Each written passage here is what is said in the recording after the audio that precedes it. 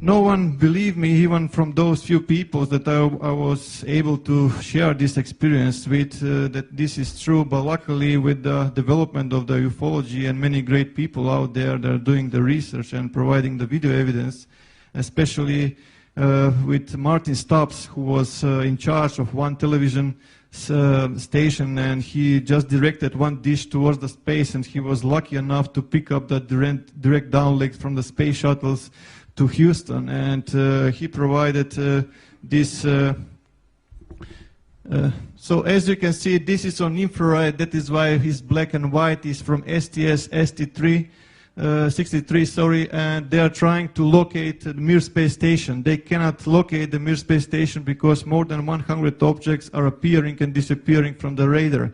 Those are the same type of craft that I observed on the asteroid belt between Mars and Jupiter.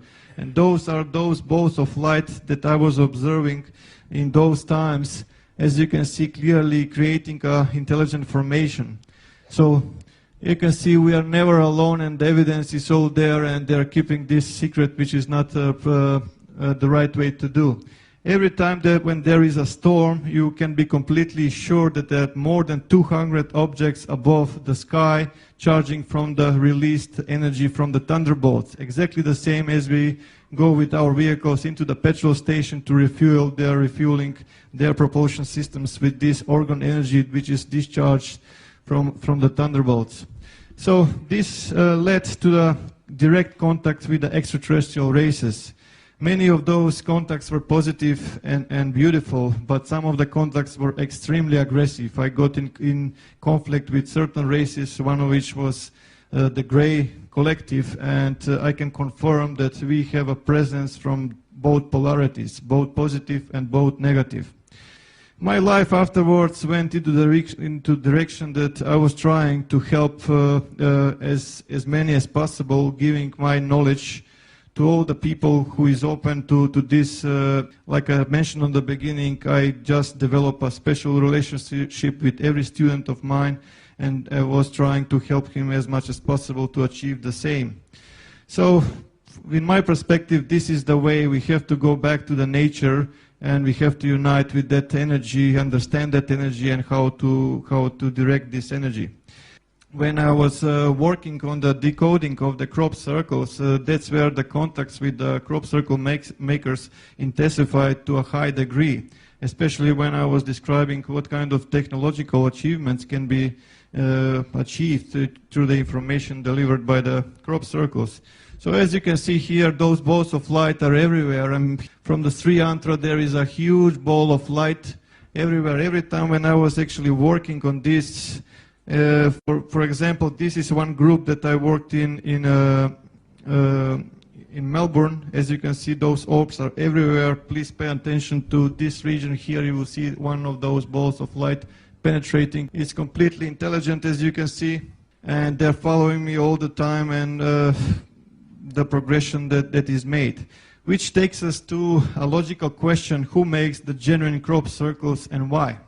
To the best of my knowledge, at least few extraterrestrial races are making these genuine crop circles, and they have different approach, but mainly the approach is that to inform us, because our governments are deceiving us. They are not providing us the real situation of the planet, the real situation in the Milky Way galaxy, and especially the real situation, what we really are and what our potentials are. So, to the best of my knowledge, as you can see, more than 20,000 crop circles are delivered, and usually the question that comes to me is where they're coming from. They're coming from many dimensions, and they live on many places, even in physical dimension, even in other dimension, but as you can see, they're using this like a portals. As you can see how they're actually penetrating our dimension, influencing with the microwave energy or electromagnetic energy, if you will. Once again.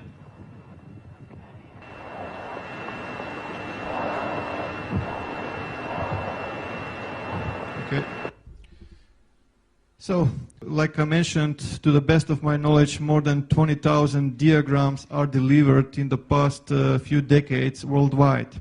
The military is highly interested into these messages that are arriving, and every time there is a bolt of light or craft above the fields, the military is picking up on the radar. Immediately there is an order for the fighter jets or the helicopters to intercept those bolts of light and to avoid eventual delivery of information, which is very vital for humanity. Usually people come to me and they say, look, are you aware that the government has lasers and HARP and everything, all technology that can create a crop circle just in a second directly from the satellite? And I will just say this, if that's the case, if those balls of light are governmental properties, then how come they are spending money for the fuel, just putting and giving order for those helicopters to chase their own property? It does not make sense. It became obvious, at least to me, analyzing few hundreds of diagrams, that there was an open communications from the genuine crop circles and then from the man-made ones, because it's obvious that the shadow government wanted to establish this kind of communication, exchanging of information regarding technology and many other stuff. But the NTIs didn't want to play their game because they understand that they are very deceivers, how should I say, and that is why they started to put those obelisks.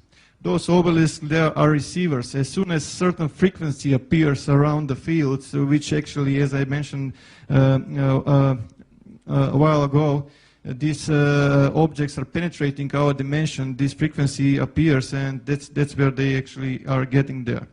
With the help of the Discovery Channel, National Geographic, and other media, crop circle phenomena was completely buried. Just everyone is ridiculing this phenomena. Everything is man-made. It's all done. There's nothing to see, and so on and so forth. So how come the military is so interested into this phenomena if that's the case? So as you can see from the left, this is what the best humans can do, what complexity is concerned, and the real stuff is usually followed by those balls of light that we are talking about. With the human ones, you can see the footsteps everywhere. The crop is completely destroyed, and they remove all the information from this. This, by the way, was achieved by the team Satan in New Zealand, just for example, that people can make these crop circles. Yes, they can make these crop circles, but you can see also the mess that they can make. Back in 2000, Dr. Eltio Hasenhoff actually stepped forward, which is very rare for the mainstream scientists, and he actually examined many crop designs, and he noticed that there is a thermal expansion and node lengthening with many of those. He was searching for some matching of the distribution model of node lengthening, and he found one, and this mathematical model was actually electromagnetic radiation distribution of a point source. The further you go from that source, the less light it becomes. Or in other words, the distribution of the node lengthening is strongest in the crop circle center, and it's less and less as you go towards the edges, right?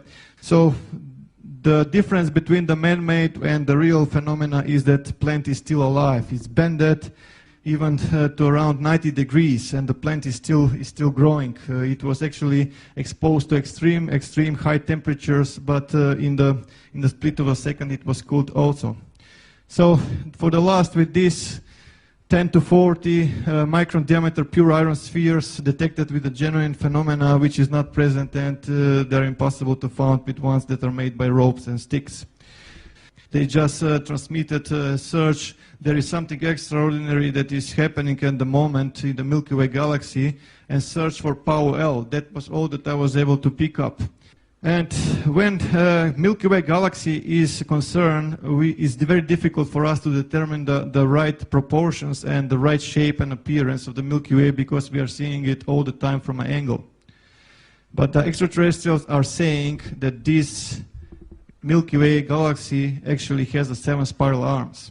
So before any one of you recognize the all-seeing eye inside this and you say, like, here is another Illuminati agent in disguise, I can assure you that that's not the case. Let me just explain about this.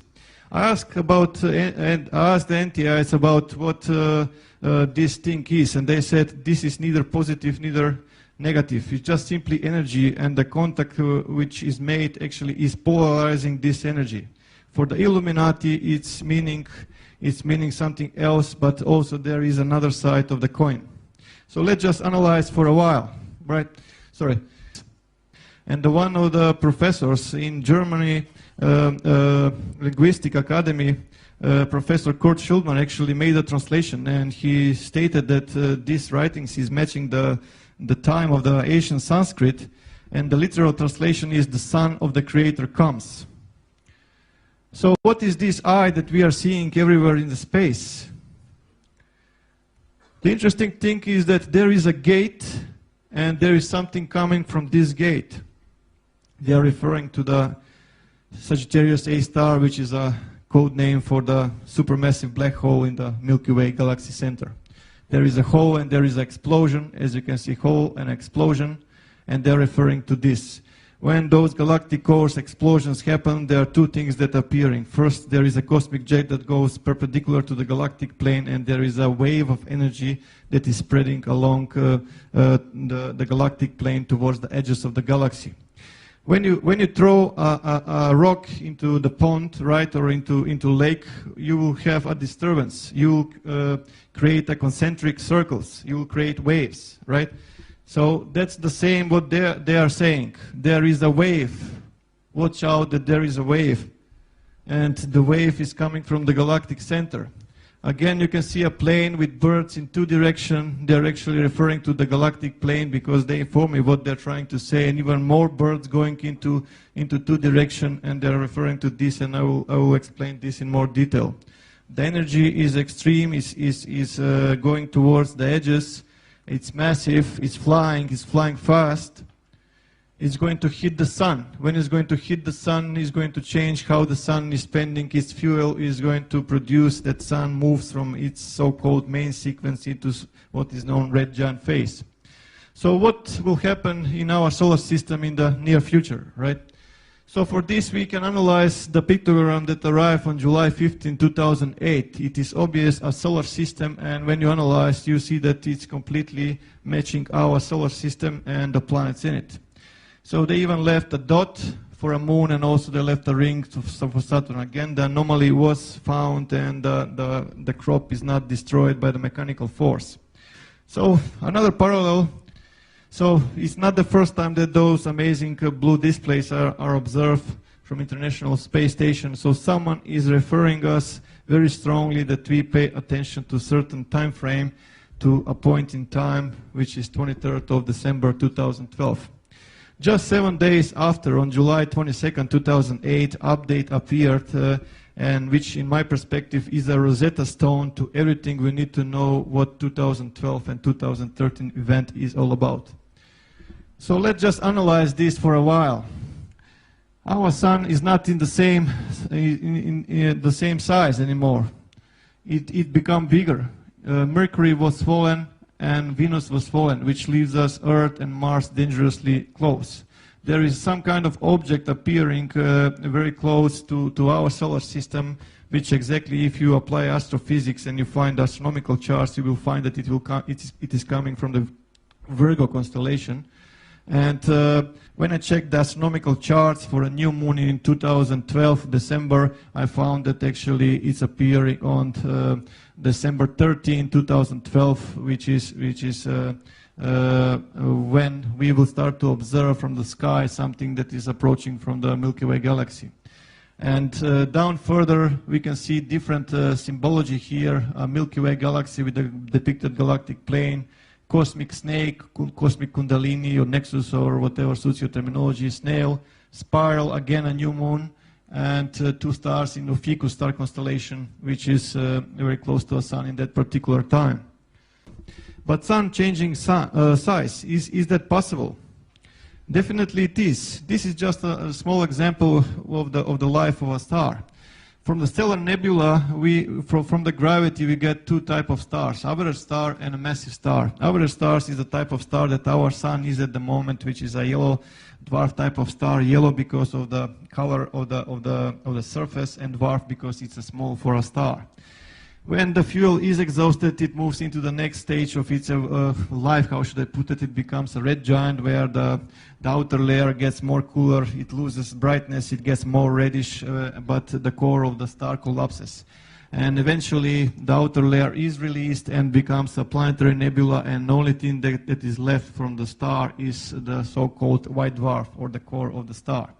And the other ones, which are massive stars, they go into the red supergiants, but they go into supernova, and from supernova they can end up like a neutron stars, or mini black holes.